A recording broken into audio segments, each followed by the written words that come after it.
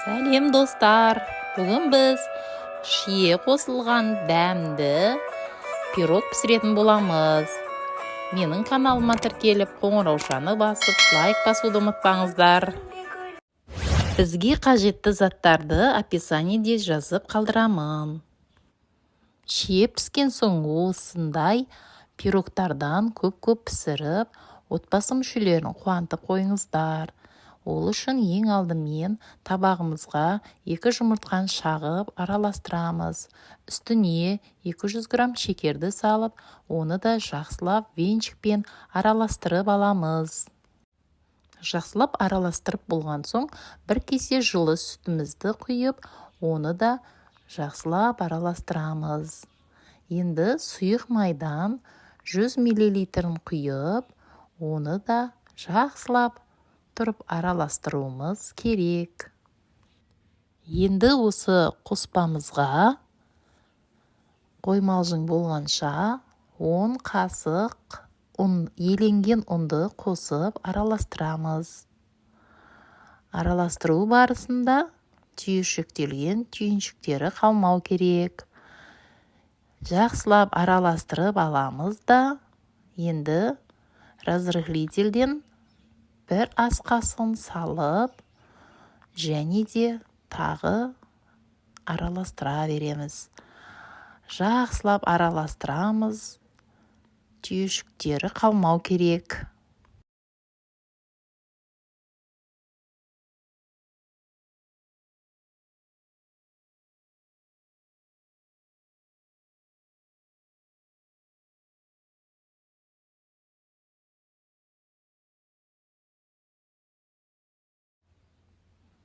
Осы қоспамызға енді мен кішкентай тұз салуды ұмытып кетіппін.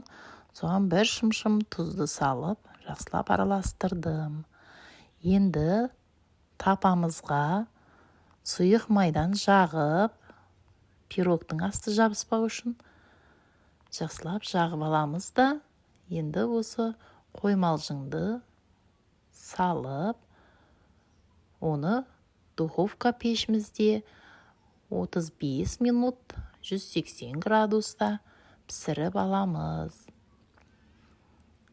Енді шиені жуып, тазалап алған шиені бір-бірлеп қойып шықсаңыздар болады. Немесе әркім өзінің фантазиясына қарап, шиеден пирогтың қамырына қойып шығуға болады.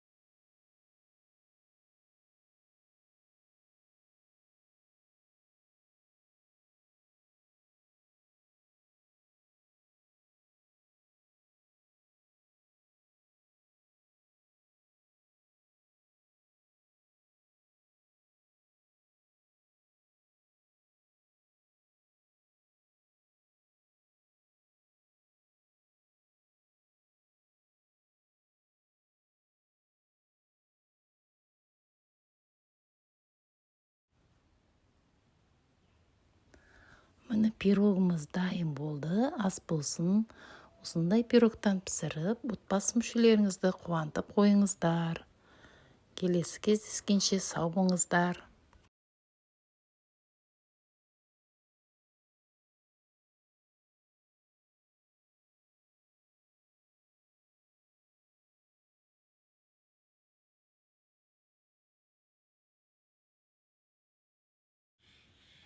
Келесі видеода көріскенше сау болыңыздар. Комментарий жазып, лайк басып қоюды да ұмытпаңыздар. Құрметті YouTube оқырмандарым, егер менің видеом сіздерге ұнап жатса, комментарияда жазып қойсаңыздар. Қайсы қаладан болатындарыңызды. Келесі видеода көріскенше сау саламатта болыңыздар. Ас болсын дәл осындай дәмді пирогты пісіріп көріңіздер.